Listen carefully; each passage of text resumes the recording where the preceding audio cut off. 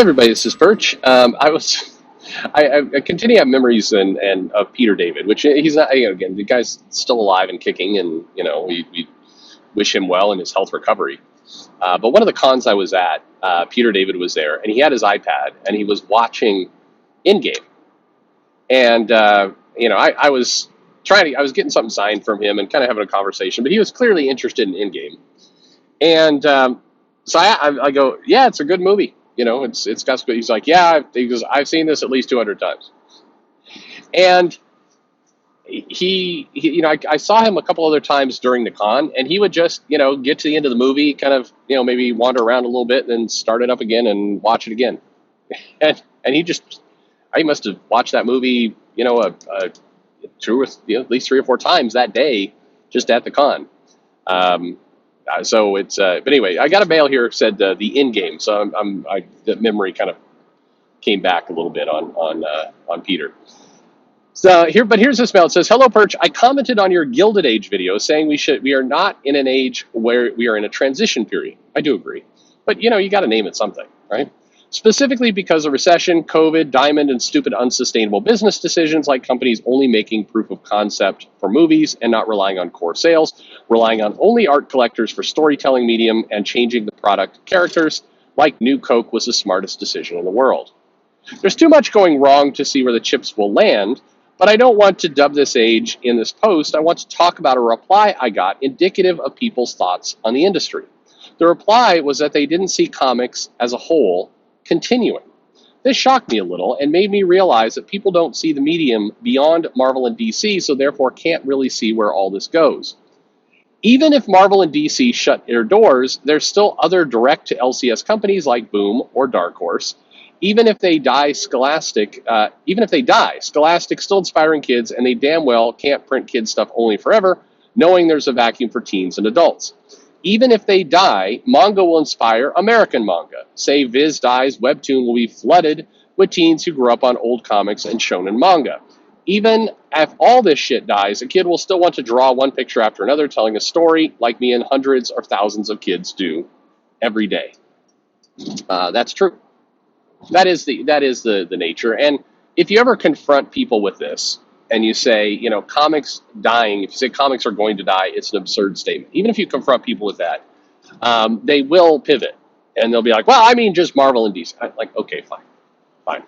To a lot of people, Marvel and DC is the comics industry, is all of the comics industry. And arguably, that's kind of the problem. The fact that it's so entrenched that those companies are comics, when there are other viable options out there, lots of them. And in fact, several of those other options make more money than Marvel and DC in pure comic sales. Now, Marvel is clearly licensing the shit out of their stuff right now. And they are kings where that's concerned. However, if you're talking about pure comic sales, yeah, there are definitely other options out there. No doubt about it. Anyway, back to the mail. It says, did comic skaters really think a whole medium would die if two companies went away? That's like saying if Coke goes away, people will just stop drinking soda. It's stupid, ridiculous, childish, and indicative of a weird bias. I think personally these two companies need to become irrelevant, a fate worse than death, in the space of comic books in order for the others to flourish. Right now, every smaller company is not trying jack shit. I believe because they think they cannot go up against the behemoth that is Marvel and DC Comics. But how much work does Boom really need to do to become the number one? It would only take every one of their books reaching 50K. Well, it's only that, not a big deal. Well, it's kind of a big deal. Not the easiest thing in the world. Anyway, sounds hard, yeah, but not even remotely unreachable. Thanks for reading, and try not to get sick again. If you do, train your wife to make videos so she can groom your daughters to take over the Perch Empire. We don't say grooming on this channel. Anyway, have a good one. Yeah, my daughters are all ready to take over the Perch Empire for sure. Such as it is. Pay me, YouTube. Anyway. Yeah, I mean, your observation, I think, people use shorthand. It is political discourse. Somebody recently said, and I agree, made the comment that, we call things political And in many ways, that's a broken word. It's not a true indication of what's going on. It's hard to call kind of fortune cookie slogans politics. So, for example, and this is another video, but if somebody is going to say love is love in a comic, and then we're all going to get angry about that being political. I mean, I understand it's a political topic, but holy shit, that's a laziest possible political stand you could possibly make. I'm like, okay, yeah, love is love.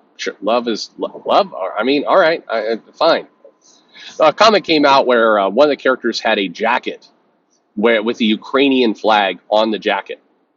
And that did the rounds on Twitter of like, oh, look at this comic getting political. One of the characters has a Ukrainian flag on a jacket. It's like, I mean, that's the lowest possible. I get it. I get it. You don't want to have these contemporary things smushed into your comic, but we can also all agree, right, that is the laziest possible stand you could tell. Like, I'm going to draw a little Ukrainian flag for 2.5 panels in this comic, and then we'll never see that character again. I mean, like, oh, thank goodness. The people in Ukraine are like, man, thank God DC Comics stands with us. Phew. Now I have the motivation to keep fighting. Really? I don't know. I mean, I think I understand, and this is a nuanced point, but I mean, I think we have to start categorizing this stuff a little bit more with the context and the weighting it deserves. Like, that's not politics. That's laziness. That's super laziness. But kind of the Marvel DC argument is a little bit like that. It is comics need to die. Comics are dying. And what they really mean is the big guys, Marvel and DC, need to die. Because here's the crazy part. If you look at Black Mask, Aftershock, several Image comics, there's other comics out there that are way more, and I'm using air quotes here, political than what Marvel and DC put out. Way more. Now, granted, part of the argument is, hey, you're taking an established character like Spider-Man and you're injecting 2022 politics and shit into the character, and that's really our problem. And I'm with you on that. I agree. It is annoying to see, for the 852nd time, Captain America doing a story about, man, I don't know about America. It's got a lot of problems. It was founded by colonializers, and there's slavery and racism and transphobia, and I don't know. Somehow I have to keep the American dream alive, but I'm going to look kind of dumpy for a while, and eventually I'm going to stand up and say, America's not for you, Nazis. That's like, sure. I mean, sure, why not? But is that really the story you want to tell forever? It's not to say it's out of character for Captain America to be inspiring to the people around them. It is kind of out of character, though, for Captain America to just have whatever the current Twitter worry of the day is, crammed into, his word bubbles, or to have, the Red Skull be Jordan Peterson. Like, that's lazy writing. Sorry, Ta-Nehisi Coates, that's lazy writing. To me, it's more lazy writing than political writing, for sure. But by the same token, saying, comics needs to die, comics is dying, when what you really mean is Marvel and DC are putting out content that you find offensive, you don't like, and you wish they would go away. It's, I do despise the people who come in and give their predictions. The comics industry is dying. Why? Because of woke, and people don't like paper. And, Megan Fitzmartin. Because of those reasons, comics are dying. No, comics aren't going to die. It's just you have pockets of this stuff that sucks, and if history is any indication, it will go away. We're not stuck with this stuff forever. This is always one of those things that I think, in particular, people who are younger hate to hear, and I get it. I get that you hate to hear it. But it doesn't make it not true. These things will change. These things will pass. If you look at comics and you take the long view of comics, you see lots of different cycles, lots of different trends, lots of things going on. You do not see the same kind of shit over and over and over again. you do see, transition periods.